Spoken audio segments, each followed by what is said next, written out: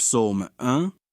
Bienheureux est l'homme qui ne marche pas dans le conseil des méchants, qui ne s'oppose pas aux pécheurs et qui ne s'assied pas à la place des moqueurs. Mais il prend plaisir à la loi du Seigneur et médite sa loi jour et nuit. Car il sera comme un arbre planté près des cours d'eau qui donne son fruit en sa saison. Ses feuilles ne tomberont pas et tout ce que vous ferez prospérera. Les méchants ne sont pas ainsi, mais ils sont comme des moulins que le vent disperse. C'est pourquoi les méchants ne résisteront pas au jugement, ni les pécheurs dans l'assemblée des justes. Car le Seigneur connaît la voie des justes, mais la voie des méchants périra. Amen. Bienvenue dans un autre moment de réflexion.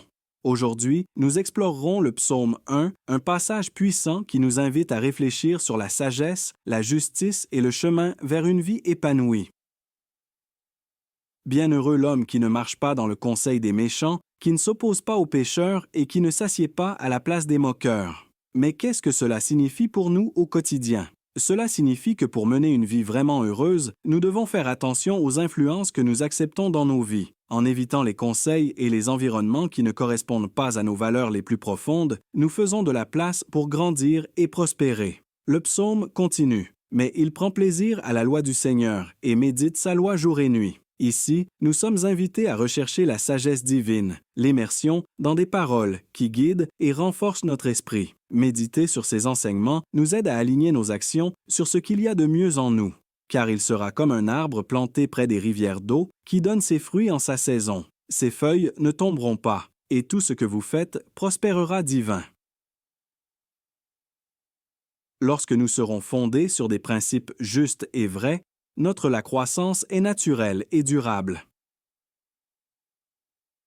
En revanche, les méchants ne sont pas comme ça, mais ils sont comme des moulins que le vent disperse.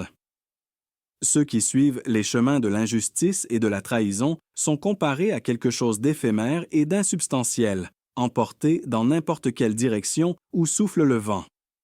C'est pourquoi les méchants ne résisteront pas au jugement, ni les pécheurs dans la congrégation des justes.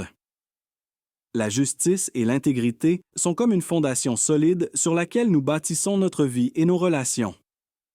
Elles sont la garantie d'une existence qui résiste, défis et tempêtes. Nous concluons notre moment de réflexion par une invitation. Puissions-nous tous rechercher le chemin de la justice et de la sagesse, comme l'arbre qui pousse fort et sain. Que nos vies soient guidées par des principes solides, et que notre voyage soit rempli de fruits abondants. Merci de nous avoir accompagnés. Que la paix et la sagesse soient avec vous. Jusqu'à la prochaine fois.